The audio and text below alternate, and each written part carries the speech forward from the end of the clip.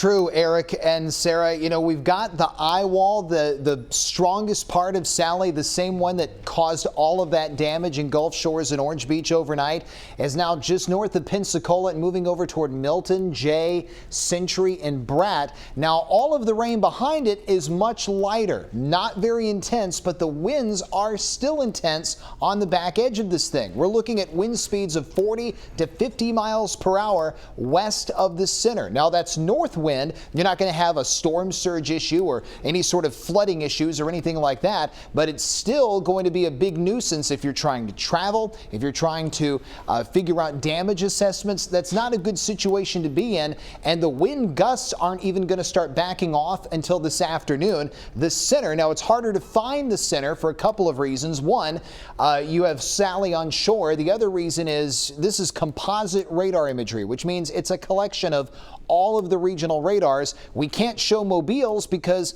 Mobile's got knocked out about 6:30 in the morning. So as you watch this loop, you see about 6 o'clock, that little flicker was where Mobile radar's data went out. And so therefore, some of the imagery you're seeing close to Mobile not going to be quite as precise as it normally would. But the heaviest rain bands are still from Atmore to Pensacola. We'll go to the high-res radar. We're using the Eglin Air Force Base radar, which is to the east of us, to get a better assessment of that. And you can see really bad stuff from Cantonment all the way to downtown Pensacola. The rain rate's significant, and also that's where you're dealing with the highest wind speeds of about 100 miles per hour, continuing to shift its way to the north and to the east. And this just popped into my brain like a little light bulb went off. But we're on 8 o'clock, Jennifer. Have we gotten a new update from the Hurricane Center in Miami on the intensity? This was the update at 7, so no update yet. But the wind speeds were at 100 miles per hour. Sally was tracking to the north-northeast at 3. I want to believe that it's been onshore so long, we've got to see it dropping quicker than this, hopefully back to a Category 1 whenever we get the next update. But we'll go back to that radar imagery and talk more about that eye wall that's pushing in across Cantonment and toward Pensacola and eventually toward Milton and Allentown. If you live in these communities in Santa Rosa County, you're next to get the strongest push of wind. It's been windy all morning, but in these locations, it's about to get much worse. So for those of you that are in, for example, Flomaton or Atmore or Pineville, you're close enough to the eye that your winds are fierce, but you're not getting a south or southeast wind. You're getting more of a north and northeast wind. So your conditions are a little bit different. It's windy, it's powerful, but the rain rate not as strong and the wind's not quite as intense. Whereas here to the east of the center and the northeast of the center, you're probably dealing with 90 to 100 mile per hour winds. And on the north and west side, you're probably dealing with 70 to 80 mile per hour winds. That's still hurricane force, but it's not quite as bad. Now what you see in this shot to the right of us, this is the reason why the Bayway's shut down, because you have an 18-wheeler flipped over. I believe that's in the, is it the eastbound? It's the eastbound lanes. The eastbound lanes are trying to go toward Baldwin County from downtown Mobile. And the reason why you shouldn't be on a high-level bridge in fierce hurricane force winds, because vehicles that are big and top heavy like 18-wheelers, they'll just fall right over. And then also I have a new update. There we go. I have a new update too from the Mobile Police Department saying that they're going to be shutting down the Bayway completely, both lanes, just until those conditions improve, but that the causeway is open. Okay, causeway is open, but both directions of the Bayway, as Jennifer just said, according to Mobile Police, is going to be shut down. The causeway, though, is still open, and you're probably thinking, oh, wait, how can that be? The causeway always floods.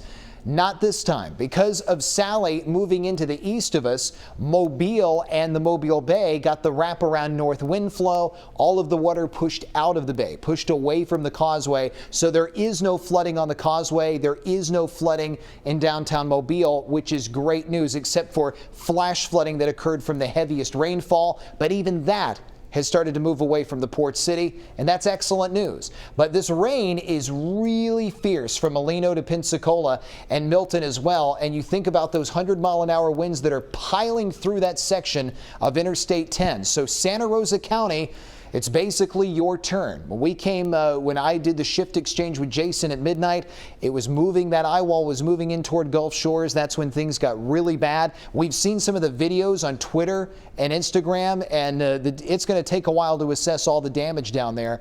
It's really not good in a lot of spots in southern Baldwin County. And I was talking about it with Jennifer moments ago.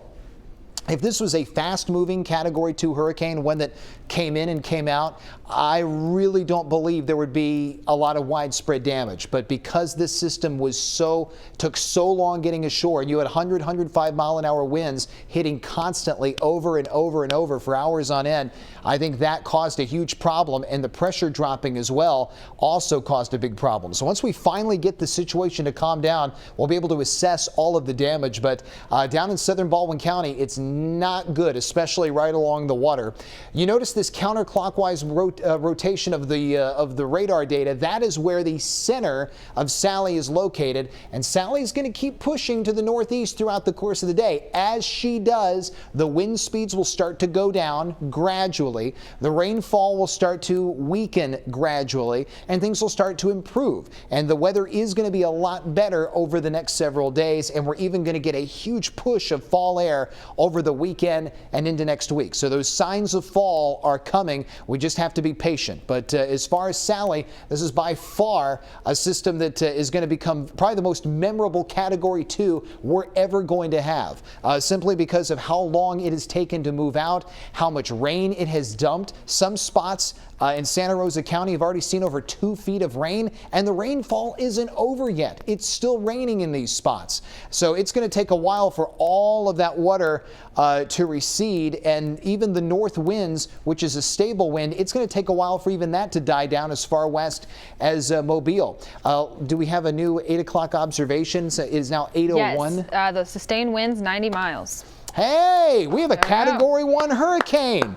All right. I think that deserves a little applause, a little clap. That's right. Thank you, everybody. I mean, we had this Category 2, which seems like forever, and now it has weakened back to a Category 1. The maximum sustained winds have dropped back to 90 miles per hour. Unfortunately, this direction and speed is still exactly the same. North-northeast at 3, the pressure has come up a bit, now up to 970 millibars. So it was at 965, then 967, right, Jennifer? Now it's at 970, so the pressure is going up, but it's still moving northeast at 3, but the maximum sustained winds have dropped to 90, thank goodness. Sally is now a Category 1 hurricane, no longer a Category 2.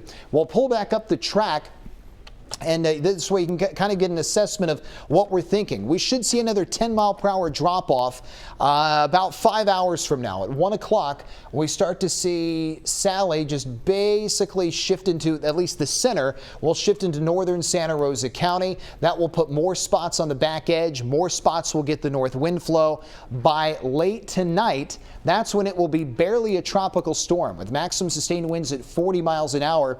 And at that point, it would be near Andalusia, Elba, and then it'll continue moving between Montgomery and Dothan and push off into parts of Georgia. And that's when we'll start to see the winds really begin to weaken and die down. So we're going from a high wind environment today to maybe a few breezy conditions tomorrow, but nothing like today. And then as we shift into Friday, we're going to have just nothing but light winds across the Gulf Coast. So things as far as the wind intensity will get better, but at least Sally is now a Category 1 hurricane, and that is something worth celebrating, that the wind speeds have gone from 105 down to 100, and they stayed at 100 almost all morning and now have dropped to 90, and they are expected to drop to 80 miles per hour once we get toward lunchtime today. So that's good news.